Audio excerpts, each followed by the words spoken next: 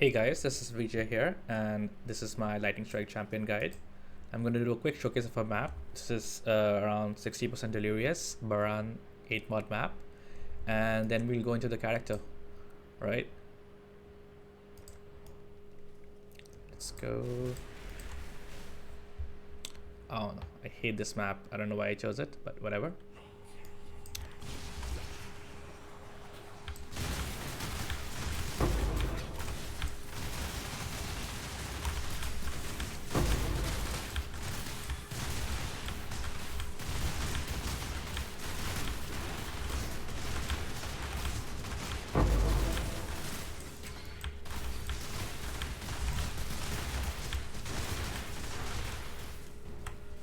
I was wondering why I'm taking damage, but apparently I had switched off my Fury of Fire. Well, no wonder I was taking damage. But yeah, just gonna face tank pretty much everything.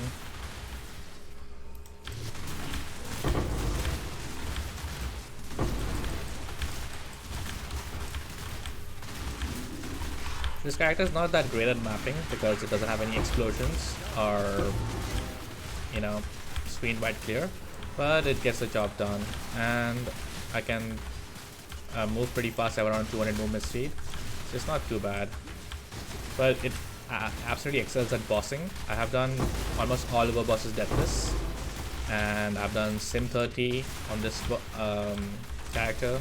I'll show it later on in the video, but yeah, this is amazing for doing Uber content.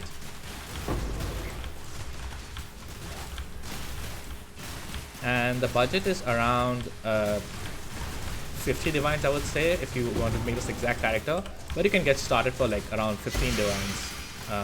It's definitely possible to make this character for 15 divines with just the base items, and then you can keep upgrading your gear as you get better. But yeah, you can definitely make it for less than 50 divines if you skip a few things which I put into this character, which are not mandatory, like the Forbidden Flame and Flesh Jewels, and also the Flask, which is the Progenesis, which is giving me a little bit of tankiness, but you don't need it.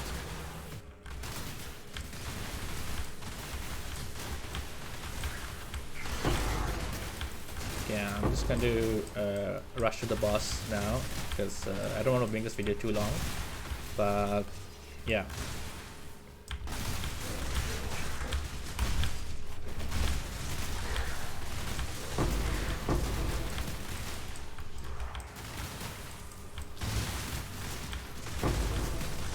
I hate this map. I kind of get lost and I can't find the boss, but I think it's here. Okay, that was Omniphobia. Let's kill him. Alright, he's down. Okay, this is the boss. He was ghosted, so it took a little bit of time to kill him. But yeah, as you can see, I can just tank pretty much everything. I can just stand still and monsters can't kill me. This build is like super tanky. Before fighting the main boss, I'm gonna actually take off my these auras, shrine auras, so that this showcases, you know, the actual how it will feel without auras, shrine auras.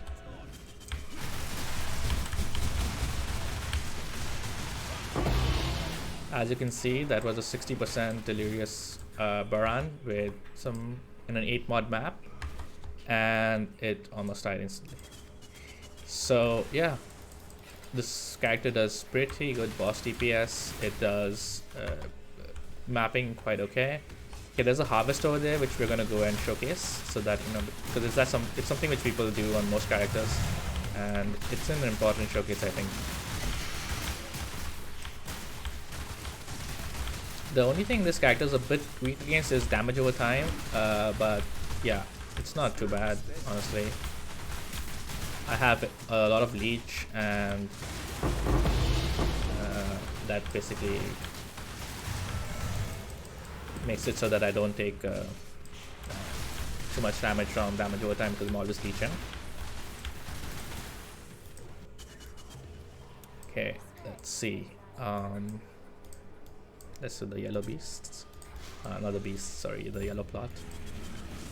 I've been doing an Alcan Go harvest strat, and it's okay money. I think there are better strats than this, but it's been giving me some good consistent currency, so it's not too bad. Okay, that one plot was like 15C, so it's pretty good.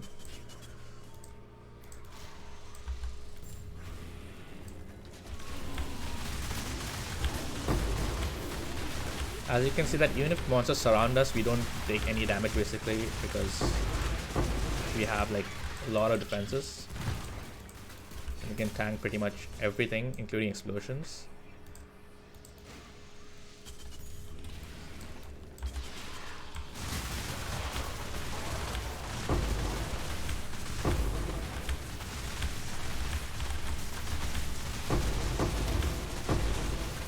As you can see, I just stood on that thing's face and yeah, no damage taken. I did not even use my Molten Shell. I have a Molten Shell, but I only use it for bossing, so yep. Okay, that was that. And I think I'm gonna just finish this map later on. Let's get on with the video because I don't want this to be too long. Okay, now I'm just gonna quickly go over the important pieces of the gear that it is mandatory required for this build to work. The first thing is you want a Doriani's prototype. The second, you want a Mark Turtle's machination, and the third is you want Lethal Pride with Rakiata so that you get tempered by war. With these three combos, it makes it so that you don't take any cold or lightning damage, and all of your damage is converted to fire and chaos. And so you only need to focus on your fire resistance and your chaos resistance, and all the other damage is converted into these damages. So yeah, and then another important thing is with Dorianius, you want your lightning resistance to be as low as possible because nearby enemies have lightning resistance equal to yours. This way, we are using 2 Tread of Hopes to reduce our elemental resistances so that we get low lightning resistance, and then we are using a Melting of the Flesh with -80 to all elemental resistances. This makes it so that you can get up to -80 to up to -100 if you like min-max a little bit more lightning res, and that gives us quite a lot of, basically we don't need any penetration whatsoever, and mobs, all mobs basically have like -80 lightning res because this nearby radius is quite big. Talking of other things, we are using Storm Shroud along with these boots, which give us a chance to avoid being shocked and chance to avoid ailments. And with this, with these 4 nodes, we have 100% chance to avoid ailments.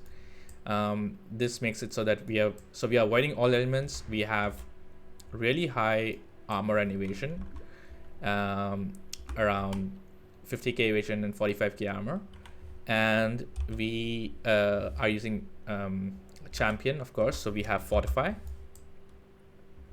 and basically all, and we have spell suppression capped. We have around 100% spell suppression. So along with all these defenses, we are basically almost unkillable. Like even uber bosses really struggle to do damage to us, and when Molten Shell up, basically I don't think so I die to anything. I can tank Uber Searing Exarch, Uber Cirrus, everything with Molten up. And this is with increased duration, it's up for like around 5 seconds. So that's quite a long time. And with my flask, it's it basically Molten Shell is maxed out. So if you see, it gets a 10k shield. And with the shield, you basically don't die to anything. So that's basically talking about the defenses of the build. About the offenses, we have this Claw, which does lightning damage, and Dorianius, which basically makes enemy resistance equal to your lightning resistance, and that is basically like, it's basically like Omniscience, but even better, because you get like, all enemies are basically -83 lightning res, and that means they take a lot of lightning damage, basically full damage and plus more on top of that. And yeah, for scaling our offenses, we are using auras, offenses and defenses actually. So for that, we're using Grace, Enlighten, Wrath, and determination, along with this perseverance shield, which gives us attack damage per 200 of the lowest armor or evasion rating. And since we have 45k armor with our flasks up, we get basically around 200% attack damage from this belt. And Wrath is of course giving us a lot of lightning damage. Talking about some of the other things that we have done with the build, we have used two thread of hopes. One is massive and one is large, and this gives us minus resistances, which we want, and it basically allows us to take some really cool, really big damage nodes like assassination. I can get aspect of the links, weapon artistry, which are some pretty good nodes, and yeah. So these are the two thread of hopes that I'm using on this build. After that, we have this large cluster jewel, which is basically feed the fury, fuel the fight, master prowess. Everybody knows these jewels. These are basic attack, like lightning strike jewels. Everybody, basically any strike skill will you most probably be using this jewel, because it gives you leech, and it gives you damage. My character doesn't need accuracy, but because I've got hits can't be evaded on my claw. But yeah, you also get accuracy on this if you don't have this mod. Speaking of other things on the build, my mana is only 4 hundreds of mana, and my lightning strike costs 2 mana. So you really need to make sure that you have an enlightened 4, otherwise you can't use all auras. So that is actually one of the big costs in this build, your enlightened 4. Without that, this build would be like around a 30 divine build or 25 divine build. We are also using Forbidden Flesh and Flame. These are actually quite cheap this league. This combo cost me 3 divines. Yeah, and you've of course got Melting of the Flesh, and this basically reduces the resistance a lot, and you need it. You basically need this for the top line. The other ones don't matter that much. The minus 80 is required for you to, because without the jewel, if I take this out, I have minus 43 lightning rest, which is not that great, and minus 83 is a lot more damage. I think I've gone over most of the important things in this build. Let's now look at some showcase of some other content that I've already pre-recorded, and I'll talk over some other things that I noticed with this build while we're going over that.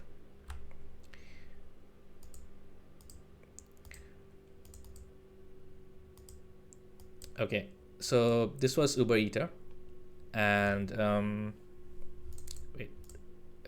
and so I basically it takes a few minutes to kill it, because it's Uber and it's got 70% less damage taken, and my build does around 15 million pinnacle boss DPS, but even with that much damage, you take some time to kill Uber bosses because they have so much damage reduction.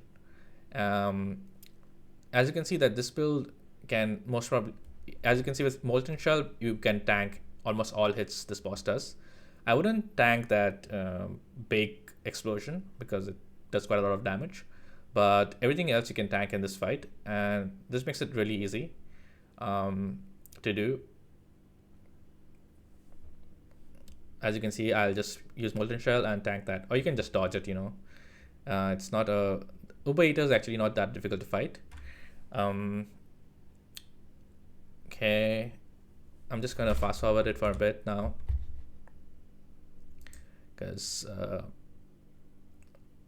I just want to show that it's basically deathless. I've done it like quite a few times, and you can basically guarantee do this fight deathless because he basically he can't kill you. All right, so that was Uber Eater, and we will now check some other videos. This one, I think so, is, yeah, this one is, let's see, let's go back a little bit. Yeah, this one is Uber Searing Exact. And yeah, this boss is like super difficult. I was somehow able to do it deathless. But yeah, uh, for most things you can tank, but you can't really tank his the ball phase. The ball phase is like super difficult to tank unless you're a jug and have lots of armor. So you need to dodge some of the balls. You can tank like 4 or 5, but yeah, you can't tank them in succession. You can tank them one after the other, but if you like space them out like 2-3 seconds, right? Yeah, and this fight basically it goes ball phase is where I'm dodging, and rest I'm just like killing him. And yeah, it's not too difficult to fight. You can, if you're in softcore, it's not very difficult at all because you can just die during the ball phases and kill him. After that, you can like take 2 or 3 deaths.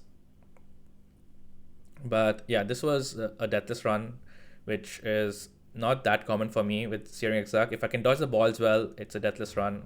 If I can't, I die. But yeah, almost all other Uber bosses you can do deathless without any issues.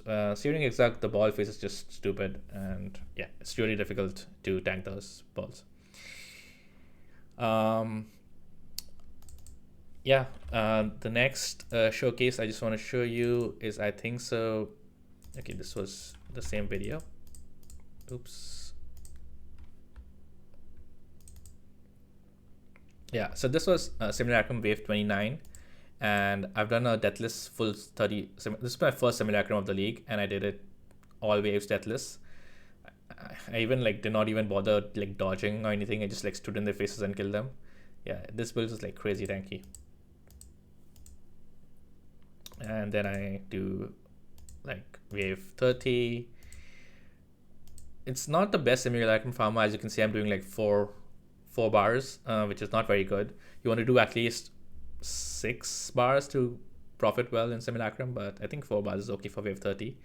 This, especially with a character that is not built for Simulacrums. I can pretty much tank all hits from Kosis and Omni. So yeah, this was the Simulacrum, and yeah, I just wanted to show it was deathless, so I showed the bottles. Yeah, so that is basically it. And if you guys have any questions about this character, you can reach out to me, and I'll share the POE. You can go over it. If you're not level 100, I would basically take out some points. I would take out this point. I would take out this life one, Harrier, and maybe Aspect of the Lynx. So that's 4 points, and so that's level 96. And I think reaching level 96 in this league is quite easy. But if you can't, even with level 91, I think you can take out 1, 2, 3, 4 points. You'll drop quite a bit of damage, but you can still do most content at level 91. But anyways, I'm gonna stop this guide for now. All right, if you guys need any help with the build, just reach out to me in game or inside the chat, and I can help you out. All right, thanks for watching, guys. And if you want, you can subscribe for more POE content. I'll be making some other builds, and I'll going over the currency strat with Harvest, which is like not that great, but it's an I can go currency strat, which you can make around 4 or 5, like around 3 to 4 divs an hour, which is very not good, but it's very easy and it doesn't require any management to do.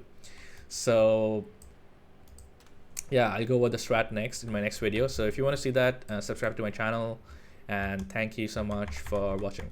Bye bye.